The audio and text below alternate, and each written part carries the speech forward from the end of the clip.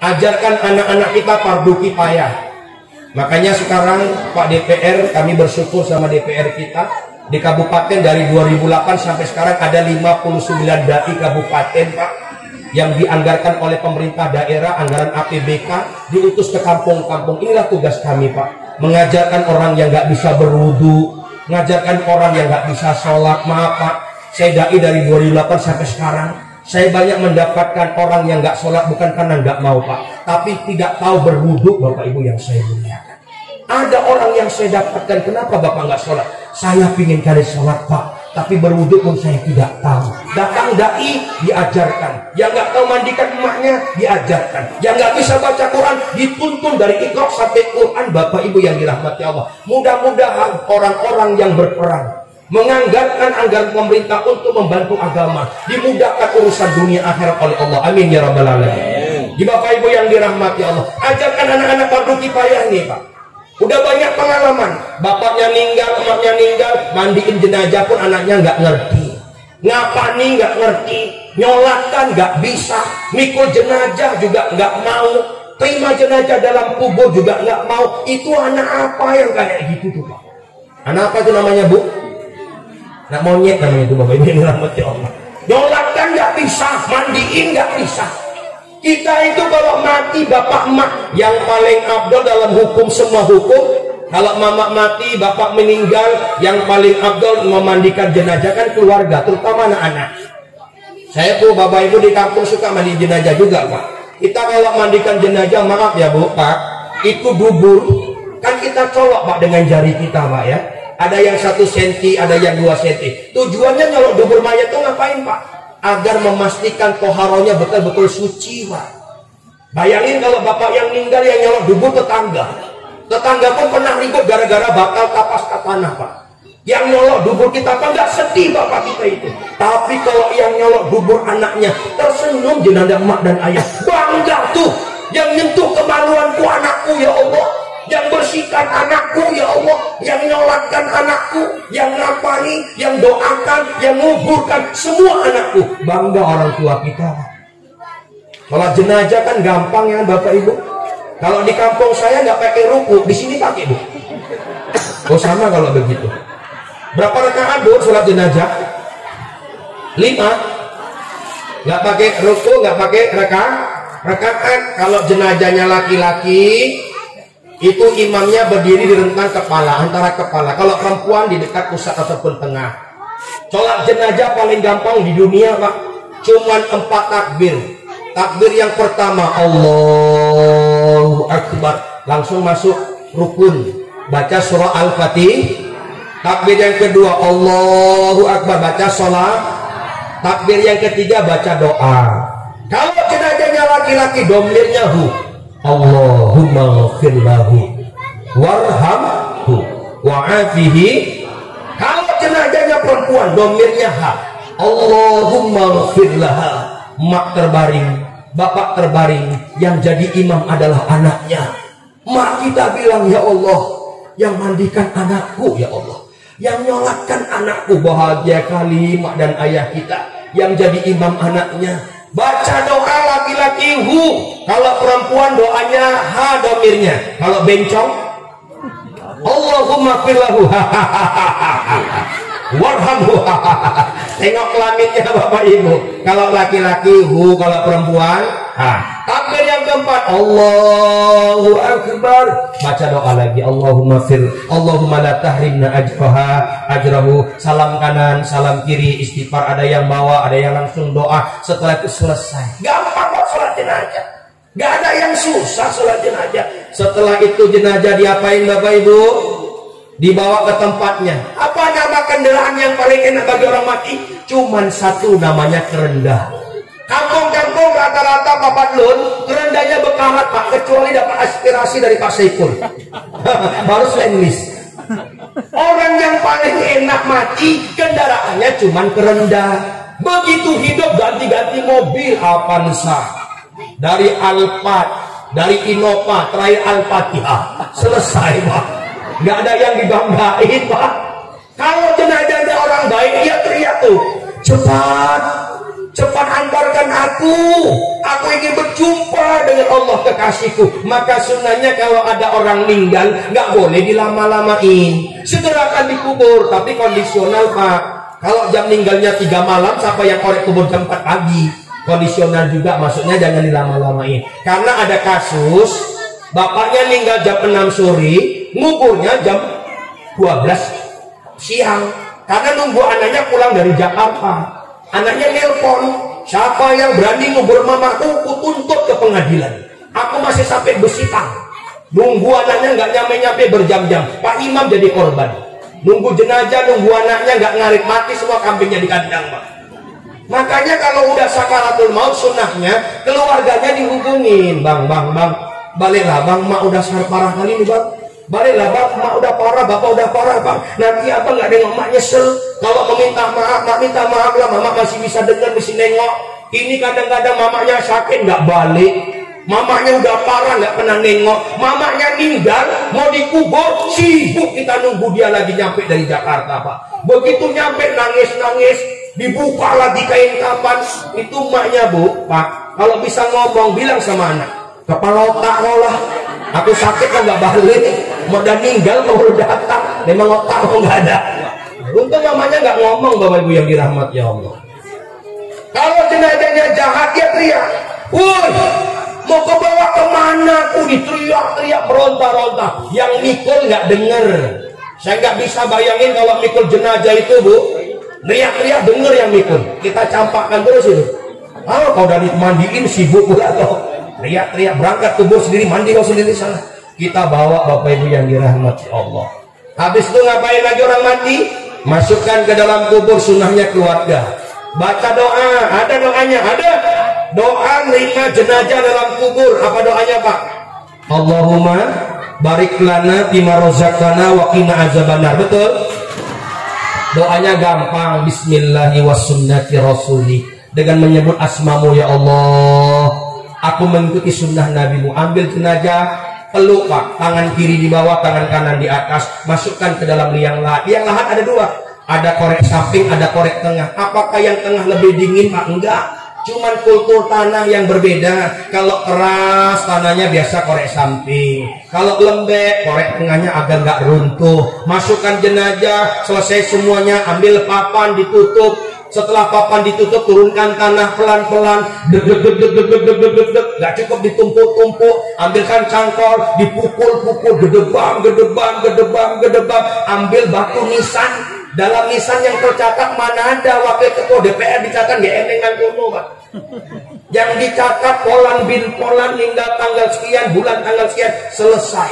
Habis ditanam Bu, 7 langkah kita balik, datang malaikat menanya dalam kubur. Pertanyaan yang pertama, man rabbuka? Siapa Tuhanmu? Yang jawab iman, Allah Tuhanku. Man nabiyuka? Siapa nabimu? Muhammad nabiku. Ternyata Bapak Ibu, persaudaraan seakidah ditanya di kubur. Man ikhwanuka? Siapa saudaramu? Gak kita sebut abang kandung, gak laku. Kita sebut adik kita, gak laku. Siapa saudaramu? Kaum muslimin wal muslimat. Bapak Ibu ditanya sama malaikat dalam kubur dengan bahasa Quran. Saya nggak pernah dapatkan ada malaikat nanya dengan bahasa Inggris, mana ada. Ada orang mati tanya malaikat dengan bahasa Inggris, what is your name? Nggak ada.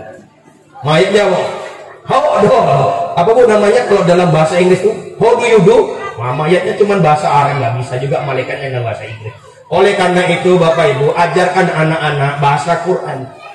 Kalau bahasa Inggris ini bukan saya nggak kasih, silahkan, karena ini butuh juga. Tapi jangan lupa, anak mau jadi apapun, Quran wajib dibaca. Quran wajib tahu anak-anak kita. Lebih gampang kan di bahasa Quran sama bahasa Inggris, mana lebih gampang? Hah? Bahasa Inggris gampang, bahasa Quran gampang. Kalau bahasa Inggris bilang door apa? Bilangkan pintu, door, betul. Ketok-ketok pintu, door. Betul ya? Bilangkan pintu, door. Ketok-ketok pintu, door. Bilangkan papa, the gun. Bilangkan bapak pisang, the box. Selesai bahasa Inggris Pak. Nggak susah. Malaikat nanya dengan bahasa Quran dalam kubur. Makanya orang yang bisa baca Quran, yang habis Quran, saya bangga tinggal di Aceh Pak. Udah banyak yang lewat tentara itu yang habis Quran Pak, prioritas. Yang lewat TNI Polri prioritas yang tadi baca Quran. Kemarin anak suka makmur, kampung istrinya Pak Datuk kita, itu lewat Pak, jadi polisi kemarin Pak.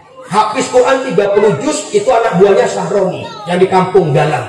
Ada kawannya 2 lagi Pak kemarin, nggak bayar sepeser pun. Lewat Quran, lewat polisi dari mana? Dari Quran. Yang lewat tentara juga banyak hafiz Quran. Makanya nggak rugi masukkan anak pesantren Quran. Tapi jujur Bapak Ibu, saya kecewa di negeri ini Pak. Orang yang pandai baca Quran nggak dihargai di negeri kita ini Pak. Yang pandai nyanyi, wow luar biasa. 2 tahun yang lalu Pak, sambil sahur buka RCTI, ada lomba hafiz cilik, betul?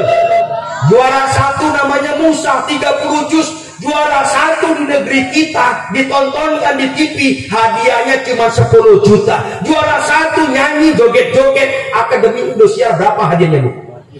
Jangan ibu nggak bilang nggak takut aboin sesuatu, ibu sudah nonton tuh. 150 juta juara 1. Yang baca Quran 10 juta Pak. Makanya nggak berkah bangsa kita ini. Yang tahu Quran nggak dihargai. Yang pandai joget nampakkan aurat dibayar mahal. Di Aceh kan nggak boleh keyboard sampai malam. Kalau di Kejuruan Muda, karena keyboard nggak boleh malam, siangnya buat keyboard, malamnya ngundang kuda kepang, lebih ganas lagi Pak. Kuda kepang tuh bawa perempuan ngangkang sana ngangkang kemari, ngundang setan Bu, ngundang jin, sekali ngangkang 3 juta dibayar. Ngundang setan 3 juta. Ngundang ustaz berapa sih? Lebih mahal setan Pak daripada ustaz. Ustaz ngajari wudhu bayarnya limpul.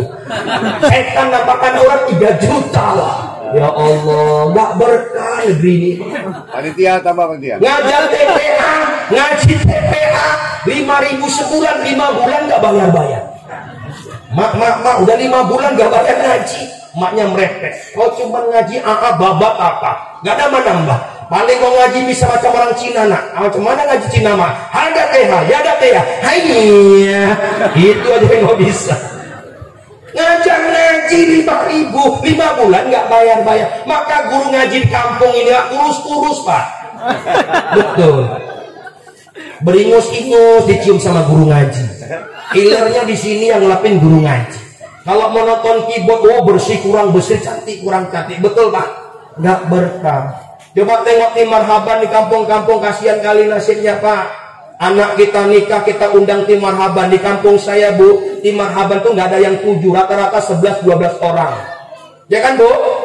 Anak nikah didoakan sakinah, mawaddah, warahmah. Tengoklah tim marhaban tuh. Kalau udah doa 2 jam nggak siap-siap. Dari tangan gini sampai di atas paha, lama kali doanya Pak berjanji. Undang anak diayunkan, diselawatkan, tim marhaban yang datang. Begitu udah teriak-teriak Pak, uratnya segini keluar. Begitu pulang cuma dikasih bontot 1 sama telur sebiji sama bendera 1. Begitu pulang macam orang kalah perang Pak. Betul. Bendera putih. Ini yang kita hargai sama orang tahu agama Pak. Yang doain anak kita sakinah mawaddah, yang doakan anak kita hidupnya berkah. Begitu pulang cuma dapat urut sejumput telur 1, bendera 1. Begitu keluar rumah hilang pula selopnya sebelah. Amplopnya cepet limpul, orangnya 12, gak cukup Pak. Kredit baju 2 tahun nggak lunas. Wah apa anggota dewan di sini nggak ada asli baju dikasih. Jadi Bapak Ibu yang dirahmati Allah, itu kondisi agama kita. Telur 1 anaknya 8 di rumah Bu. Belum masuk anaknya teriak, untuk aku telurnya rebutan 8 orang. Untuk bapaknya cerdas, diambilnya benang, dibagi 8 telur itu Bu, dibelah-belah. Udah anaknya dia mawaknya pun ribut lubang. Untuk aku telur yang mana Bang? Untuk bapaknya tidak, untuk kau lain lah telurnya. Sabar dulu Bu, jangan kemana-mana. Maksudnya ada bebek baru telur di belakang. Nggak kita hargai Pak orang tahu agama di negeri ini. Maka kalau mau hidup berkah Bu, coba tengoklah orang-orang dulu memuliakan gurunya, memuliakan ulamanya, karena tahu makbul insya Allah doanya Bapak Ibu yang dirahmati Allah. Yang terakhir Bapak Ibu yang dirahmati Allah, anak-anak kita termotivasi nih. Ya, terima kasih kepada panitia yang sudah menyelenggarakan, mudah-mudahan jadi amal jariah. Tingkatkan terus ini nilai-nilai seperti ini, karena Bapak Ibu sekarang yang kayak gini udah langka Pak. Kita sudah susah Pak mencari calon imam. Di kampung saya Pak udah tua kali imamnya. Nggak bisa kita cari karena nggak ada orang pengganti, Pak. Yang muda-muda belum mau dituakan terlalu cepat kali, Pak. Karena imam itu kalau muda harus siap-siap tua sebelum waktunya, Pak. Nggak mau. Tapi kalau datuk 7, 8, 9 rame kali, Pak. Kalau imam payah, Bapak Ibu yang dirahmati. Inilah pembinaan generasi yang tepat. Ajarkan fardu kifayah, buat ceramah, buat pidato, buat baca Quran, buat azan. Sekarang yang azan udah tua-tua, Pak. Orang ke masjid yang muda-muda nggak mau yang tua-tua. Karena di masjid nggak ada orang, dirombak ajannya sama Pak Imam. Hayya 'alas shalah, hayya 'alal falah, kata Pak Imam. Nggak ada yang lain. Orang bangun bilang, gila Pak Imam, masa rombak-rombak azan? Nggak ada yang datang subuh ke masjid, komatnya yang dirombak. Oh, teko salah, nggak teko salah, kata Pak Imam. Kita krisis hari ini, Pak, krisis contoh. Orang ke masjid pun udah malas. Orang ke masjid itu ada namanya PSMS, Persatuan Sholat Maghrib saja. Cuman maghrib tok ke masjid, Pak, ada. Ada namanya Persija, Persatuan Sholat Jumat saja. Yang parah Persipura, Persatuan Dua Hari Raya, Idul Fitri, Idul Adha. Yang lain nggak pernah nampak ke masjid. Makanya Bapak Ibu hari ini yuk sama-sama kita bergabung. Kita rubah ini pola pikir kita di tahun Islam yang pertama ini, merubah pola pikir agar kita dapat keberkahan dari Allah Subhanahu wa Ta'ala. Ini saja barangkali Bapak Ibu yang dapat disampaikan, karena setelah ini kita mau pembagian hadiah. Saya pun harus cepat-cepat pulang karena sahabat setia saya meninggal dunia, guru pesantren malam ini, Pak. Saya harus hadir, harus datang malam ini juga. Insya Allah besok pagi akan kita makamkan di pemakaman Sungai Liput. Oleh karena itu Bapak Ibu mohon maaf, mohon izin apabila perkataan menyinggung perasaan. Saya ceramahnya memang suka teriak-teriak, Pak, nggak bisa pelan-pelan Bapak Ibu. Juga saya nggak bisa lama-lama, Pak. Ceramahnya cuma cepet-cepet. Yang penting jelas gitu aja Bapak Ibu yang dirahmati Allah. Ini saja barangkali kita tutup dengan doa. Assalamualaikum warahmatullahi wabarakatuh.